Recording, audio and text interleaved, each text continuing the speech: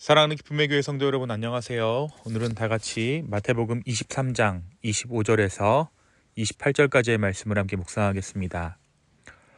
화 있을진저 외식하는 서기관들과 바리새인들이여, 잔과 대접의 겉은 깨끗이 하되 그 안에는 탐욕과 방탕으로 가득하게 하는도다.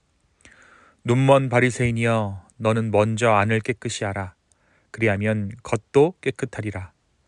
화 있을진저 외식하는 서기관들과 바리새인들이여, 회칠함 무덤 같으니 겉으로는 아름답게 보이나 그 안에는 죽은 사람의 뼈와 모든 더러운 것이 가득하도다.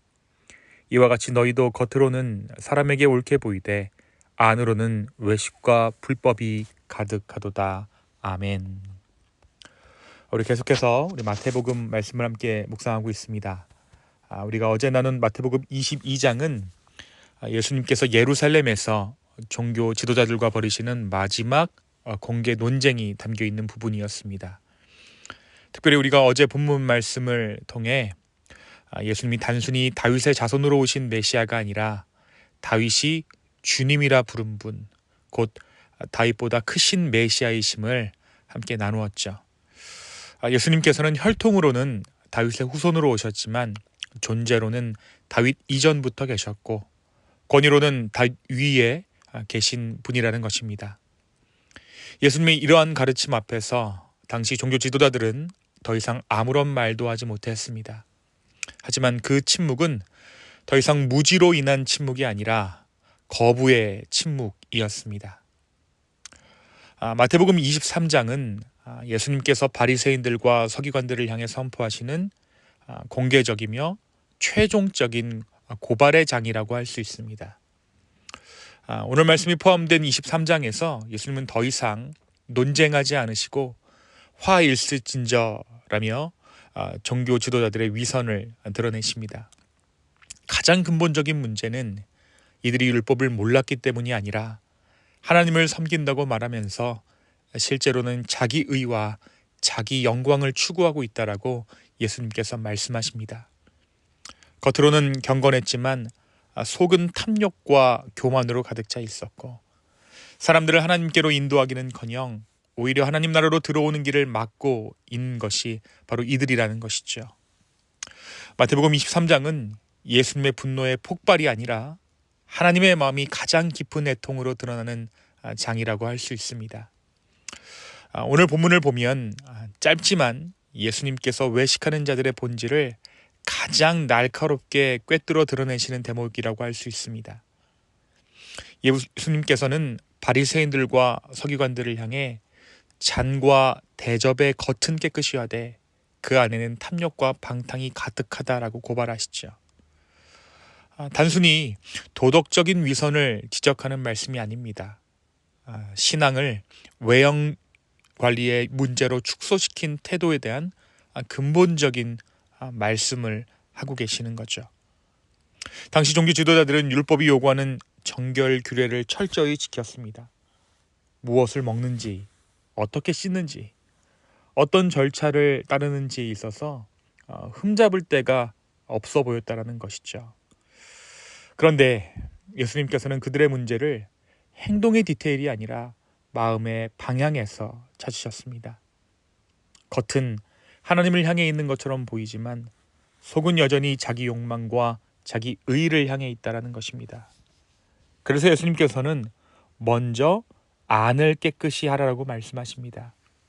그러니까 신앙의 시작은 보여지는 경건이 아니라 하나님 앞에 정직하게 서는 마음에서 신앙이 시작된다라고 예수님 말씀하시는 것이죠. 이어 예수님께서는 더 강한 이미지로 말씀하십니다. 회칠한 무덤이라는 표현이 오늘 본문 가운데 등장하고 있죠.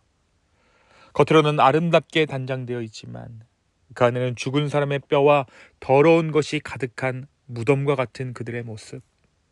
이것은 단지 불쾌한 비유가 아니라 생명 없는 신앙의 실체를 드러내는 선언이었습니다.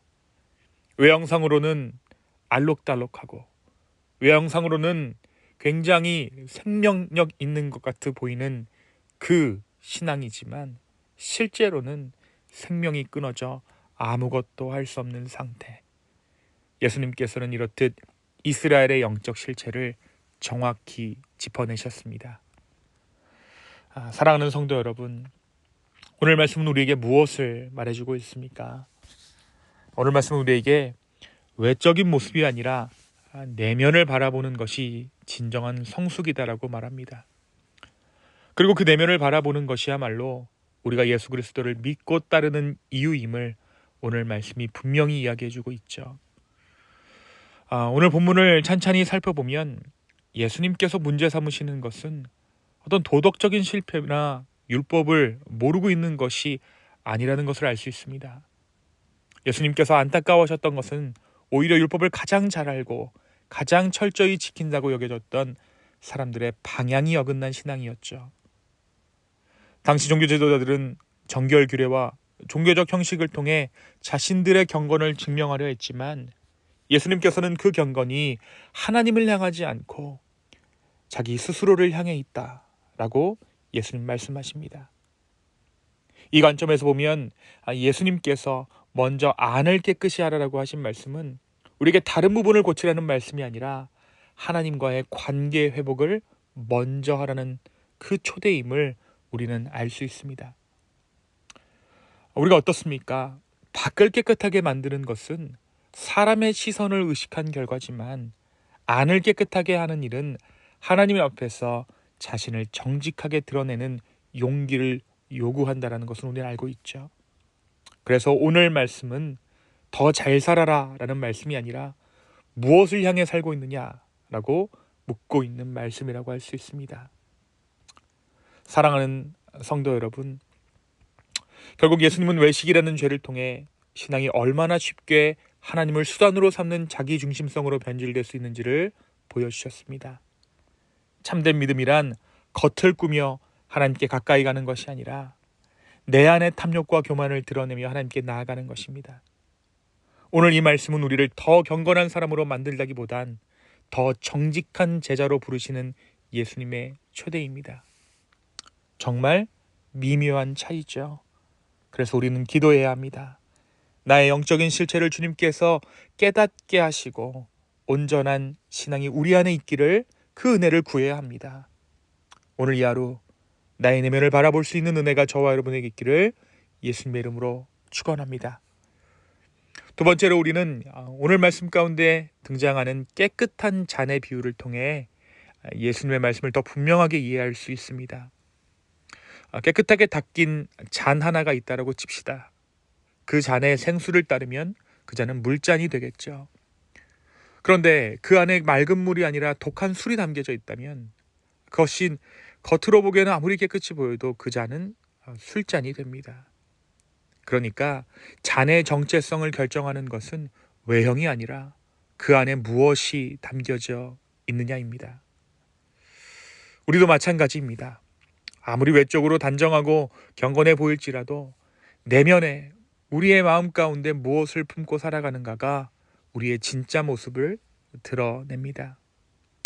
사랑하는 성도 여러분, 내 안에 성령이 거하시면 나는 성령의 사람이 되고 기도가 가득하면 기도의 사람이 됩니다.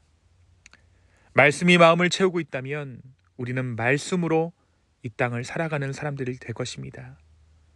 그러나 탐욕이 마음을 채우고 있다면 우리는 탐욕의 사람이고 미움이 가득하다면 결국 사랑 없는 그러한 사람이 되고 말 것입니다.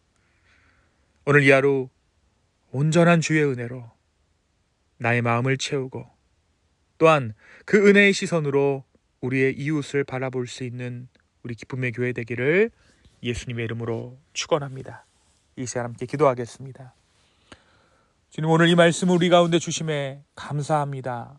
주님, 우리도 알게 모르게 회칠한 무덤 같은 그러한 신앙을 자랑하고 있지는 않습니까? 오늘 이 하루를 살아가며 내가 진정으로 추구하는 것이 무엇이고 내가 진정으로 믿는 것이 무엇인지 깨닫게 하여 주시옵소서.